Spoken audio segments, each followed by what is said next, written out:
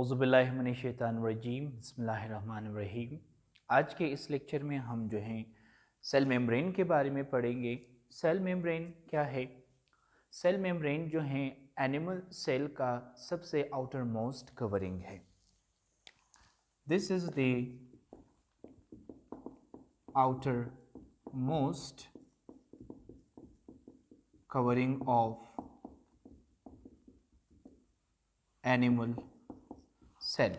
ठीक है, cell membrane animal cell का सबसे आउटर मोस्ट कवरिंग है।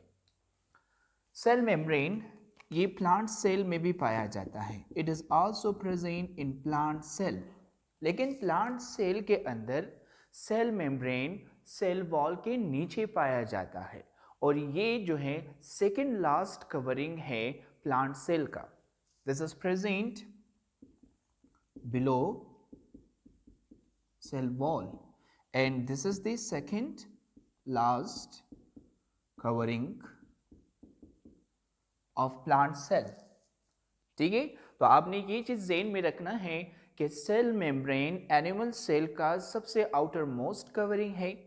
ये प्लांट सेल के अंदर भी पाया जाता है, लेकिन प्लांट सेल के अंदर ये सेल वॉल के नीचे एग्जिस्ट करता है और सेकेंड लास्ट कवरिंग है प्लांट सेल का। अब ये देखते हैं कि सेल मेम्ब्रेन बना किस चीज से है। सेल मेम्ब्रेन बेसिकली दो कंपोनेंट से मिलकर बना है, लेकिन इसमें और भी छोटे मॉलिक्यूल्स पाए जाते हैं इन दो मॉलिक्यूल्स के अलावा। तो सेल मेम्ब्रेन जो है मेनली प्रोटीन और लिपिड से मिलकर बना है। Cell membrane is mainly composed of protein and lipid। Cell membrane का 60 to 80% प्रोटीन से मिलकर बना है। 60 to 80% of cell membrane is composed of protein। इसी तरह सेल मेम्ब्रेन का 20 to 40% वो किस चीज से मिलकर बना है? लिपिड से मिलकर बना है। 20 to 40% of the cell membrane is composed of lipid। इन दोनों के अलावा सेल मेम्ब्रेन के अंदर और भी जो है मॉलिक्यूल्स पाए जाते हैं, लेकिन उनकी मिक़दार काफ़ी ज़्यादा कम है। सेल मेम्ब्रेन के अंदर कोलेस्ट्रॉल भी एग्जिस्ट करता है और इसी तरह सेल मेम्ब्रेन के अंदर कार्बोहाइड्रेट भी मौजूद है।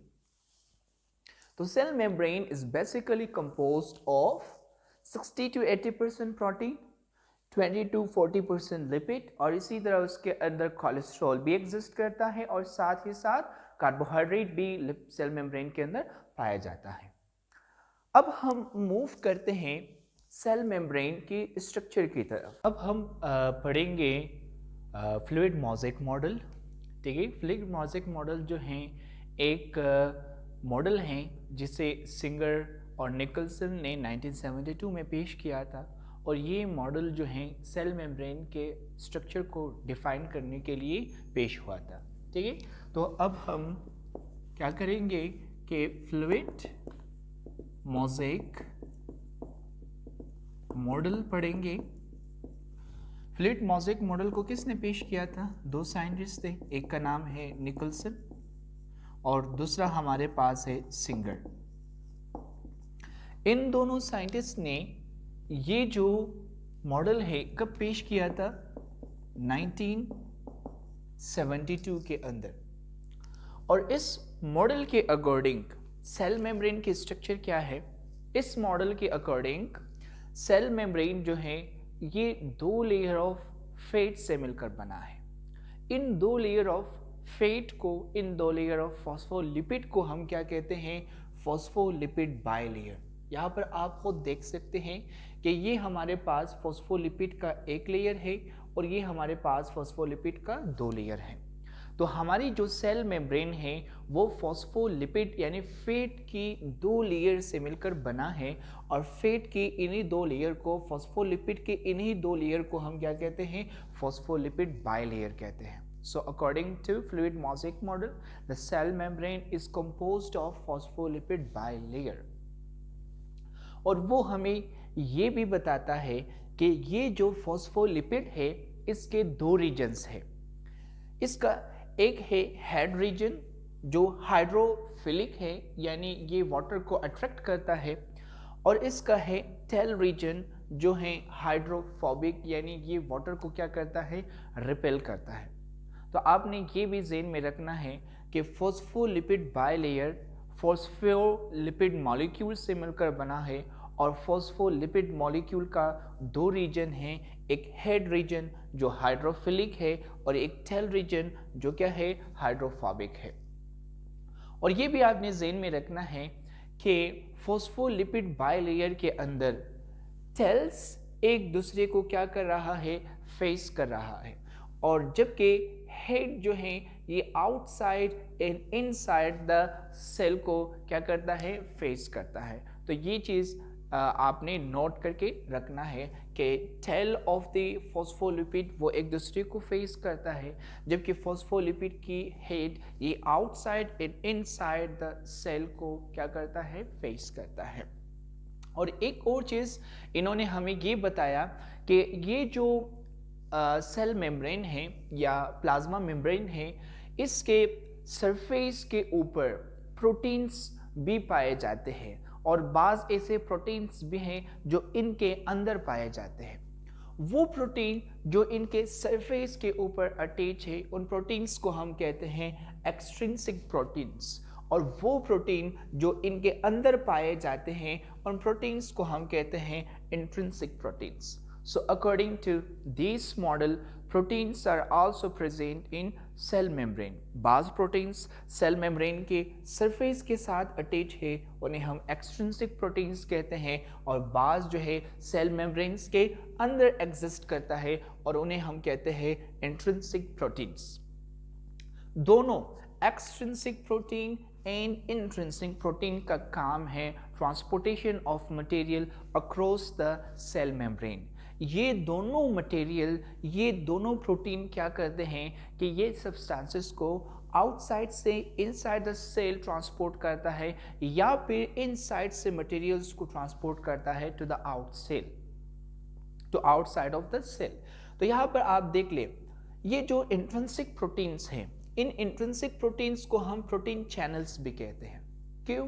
क्योंकि इनके अंदर जो है नाली की तरह, इनके अंदर ट्यूब की तरह जो है ल्यूमिन पाया जाता है, स्पेस पाया जाता है, जिस स्पेस के थ्रू मटेरियल्स आउटसाइड से इनसाइड, इनसाइड से आउटसाइड द सेल ट्रांसपोर्ट होता है।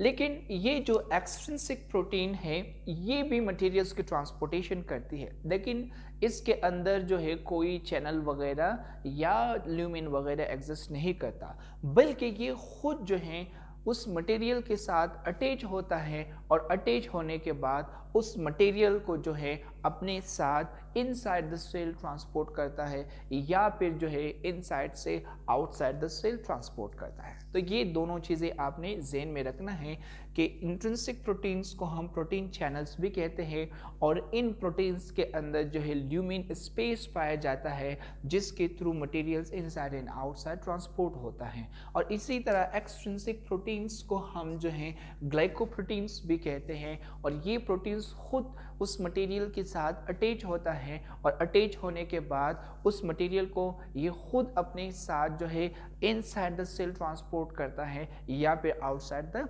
सेल इसकी ट्रांसपोर्टेशन करती है।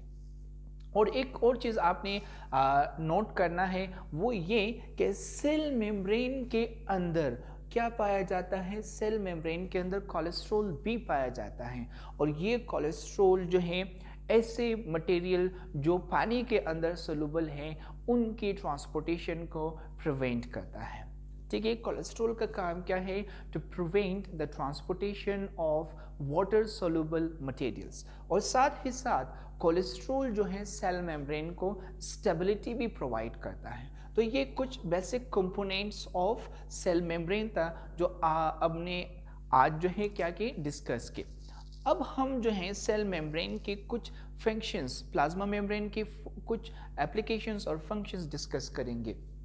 सबसे पहला फंक्शन जो इसका हम डिस्कस करते हैं वो ये कि सेल मेम्ब्रेन के थ्रू मटेरियल्स के क्या होते हैं, ट्रांसपोर्टेशन होते हैं। सेल मेम्ब्रेन के थ्रू मटेरियल्स की ट्रांसपोर्टेशन होती है from outside to inside the cell, from inside to outside the cell. और ये मटेरियल्स की ट्रांसपोर्टेशन किसके थ्रू होता है? ये होता है प्रोटीन चैनल, जिसे हम इंट्रिंसिक प्रोटीन्स भी कहते हैं, और इसी तरह एक्सट्रिंसिक प्रोटीन जिसे हम कहते हैं ग्लाइकोप्रोटीन्स। एक और चीज, ये था पहला फंक्शन सेल मेम्ब्रेन का, that it helps in the transportation of material. दूसरा फंक्शन ये है कि सेल मेम्ब्रेन जो है ये रिसेप्टर्स की तरह भी फंक्शन करता है। रिसेप्टर से मुराद ये कि ये मुख्तलिफ मटेरियल्स को रिसीव करता है और रिकग्नाइज करता है। रिसीव और रिकग्नाइज करने के बाद फिर सेल उसे अलाउ करता है कि वो अंदर आए या अंदर ना आए। ठीक है, तो ये चीज़ आपने ज़हन में रखना है कि cell membrane also act as a receptors. Receptors की मिसाल आप जो है ग्लाइकोप्रोटीन्स ले सकते हो। ग्लाइकोप्रोटीन्स ये ट्रांसपोर्टेशन का काम भी करता है और साथ ही साथ ये रिसेप्टर की तरह भी फंक्शन करता है, यानी मुख्तलिफ मटेरियल्स को रिसीव करता है और साथ ही साथ उनकी रिकग्निशन भी करती है, और रिकग्निशन करने के बाद फिर उनकी ट्रांसपोर्टेशन करती है इनसाइड द सेल। तो ये जो सेल मेम्ब्रेन है ये रिसेप्टर्स की तरह फंक्शन करके किन चीज़ों को रिसीव करता है? ये रिसीव करता है हार्मोन्स को, ये रिसीव करता है नर्व इम्पल्स को, और इसी तरह ये एंटीजेंस की रिकग्निशन और रिसीविंग में भी हेल्प करता है। एंटीजेंस हम किसे कहते हैं? फॉरेन पार्टिकल्स को हम कहते हैं एंटीजेंस। एक ऐसा मटेरियल जो हमारे बॉडी का हिस्सा ना हो, उनको हम क्या कहते हैं? एंटीजन कह सकते हैं। तो एंटीजन बैक्टीरिया भी हो सकता है, एंटीजन वायरस भी हो सकता है, एंटीजन कोई टॉक्सिन भी हो सकता है। तो वो मटेरियल्स जो हमारे बॉडी का हिस्सा नहीं है उन्हें हम कहते हैं एंटीजेंस, और उन एंटीजेंस की रिसीविंग और रिकग्निशन भी कौन करता है? यही रिसेप्टर्स जो सेल मेम्ब्रेन के साथ अटैच है, इसका काम है। और साथ ही साथ रिसेप्टर एक और काम भी करता है, ये सेल टू सेल रिकग्निशन में भी हेल्प करता है। It helps in cell to cell recognition, यानी एक सेल को मदद करता है कि वो बॉडी के दूसरे सेल को रिकग्नाइज करे, उसे पहचाने। ठीक है, तो ये था सेल मेम्ब्रेन का दूसरा फंक्शन।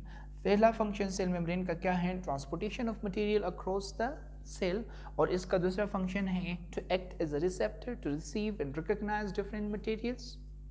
और इसी तरह सेल मेम्ब्रेन का एक और फंक्शन भी है। सेल मेम्ब्रेन का एक और फंक्शन ये है कि ये मुख्तलिफ मटेरियल्स को जो है एक्सक्रीट आउट भी करता है। जैसे कि बाज़ ऐसे सेल्स हैं जो हार्मोन जो है बाहर सिक्रीट करते हैं सेल मेम्ब्रेन्स के थ्रू।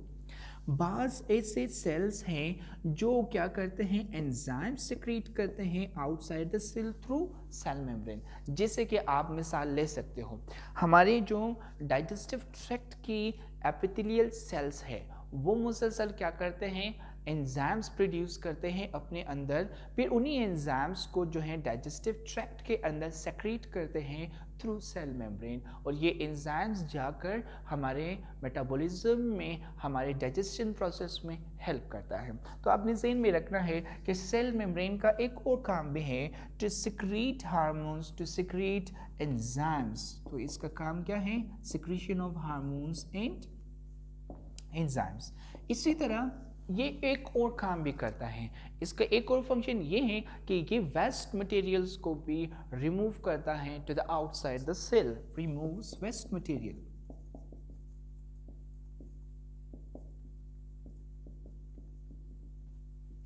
और एक और काम वो ये कि सेल मेम्ब्रेन जो है सेल के अंदर आयंस की कंसंट्रेशन को मेंटेन रखता है। सेल के अंदर आयंस की कंसंट्रेशन को ज़्यादा या कम होने नहीं देता, और इस तरह ये हेल्प करता है इन सेलुलर एंजाइम्स की एक्टिविटी में, कि सेलुलर एंजाइम जो हैं उस बैलेंस्ड आयनिक कंसंट्रेशन के अंदर प्रॉपर फंक्शन अपना सरंजाम दें। तो it maintains ionic concentration of the cell। ठीक है, तो ये सारी चीज़ें आपके लिए शॉर्टली समराइज करता हूँ। सबसे पहला हमने ये पढ़ा कि सेल मेम्ब्रेन है क्या, फिर बाद में हमने ये पढ़ा कि फ्लूइड मॉजिक मॉडल किसने पेश की थी, निकलसन और सिंगल ने 1972 के अंदर। और इस मॉडल के अकॉर्डिंग सेल मेम्ब्रेन किस चीज़ से बना है, फॉस्फोलिपिड बाइलेयर से बना है।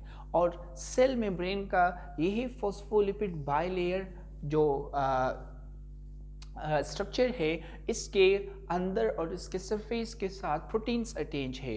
जो सरफेस प्रोटीन है उन्हें हम कहते हैं एक्सट्रिंसिक प्रोटीन, जो इनके अंदर पाया जाता है उन प्रोटीन्स को हम कहते हैं इंट्रिंसिक प्रोटीन्स। और इन दोनों प्रोटीन्स का काम है transportation of material across the cell membrane, across the cell. और इसी तरह सेल मेम्ब्रेन के अंदर जो है कोलेस्ट्रॉल भी एग्जिस्ट करता है। और फिर मैंने ये भी आपको बताया था कि फॉस्फोलिपिड जो मॉलिक्यूल्स है, जो फॉस्फोलिपिड बाइलेयर की कंपोजिशन करते हैं, वही फॉस्फोलिपिड मॉलिक्यूल्स इसकी दो रीजन्स होते हैं। एक इसका हेड रीजन होता है, एक इसका टेल रीजन होता है।